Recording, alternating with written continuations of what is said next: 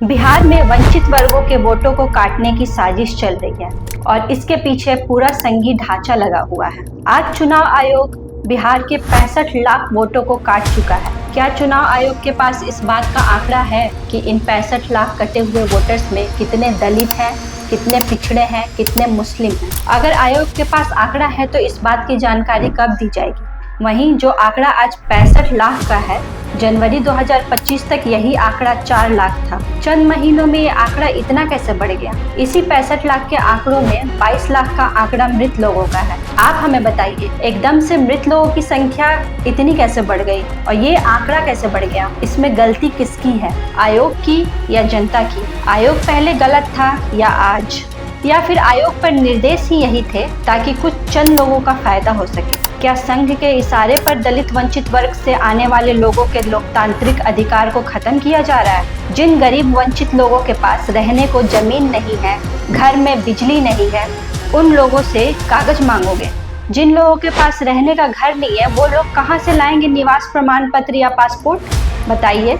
ये लोग इसका जवाब नहीं दे पाएंगे क्योंकि ये लोग चाहते हैं कि वंचित वर्गों को बाबा साहब द्वारा दिए गए वोट के अधिकार को खत्म कर दिया जाए और उन्हें फिर से गुलाम बना दिया जाए। और इन लोगों की इसी मनुवादी सोच के चलते आज वंचित वर्गों के वोट देने के अधिकार को खत्म किया जा रहा है। आपको याद होगा, पहले ये लोग वंचित वर्गों के वोटों को छोटे छोटे स्तर पर काटने का काम करते थे। आज ये लोग खुलेआम वंचित वर्गों के वोटों को काट रहे हैं और इस काम को मनुवादी ढांचे से प्रेरित तथाकथित ऊंची जाति के लोग ही कर रहे हैं। सबसे पहले इन लोगों ने चीफ जस्टिस ऑफ इंडिया को चुनाव आयुक्त की नियुक्ति प्रक्रिया से बाहर किया, जबकि पहले प्रधानमंत्री, विपक्ष के नेता और बीच में चीफ जस्टिस हुआ करते थे, जिसकी जगह आज कैबिनेट मंत्री ने ले ली है। यानी आज चुनाव आयोग के फैसलों में मोदी और शाह की चलती है और उसी चुनाव आयोग में ऊंची जाति के लोगों का कब्जा है। आप मुख्य अधिकारियों की सूची देखिए और उनके पूरे नाम चेक कीजिए, आपको पता चलेगा कि वंचित वर्गों की हिस्सेदारी कितनी है। या हम ये मान लें कि भारत का चुनाव आयोग असल में जनेऊ आयोग बन चुका है, जहां ऊंची जातियों का कब्जा है। 75% पदों पर सवर्ण हिंदुओं का कब्जा है, मात्र 10% के आसपास पिछड़े हैं और बाकी पर दलित, आदिवासी और मुसलमान हैं।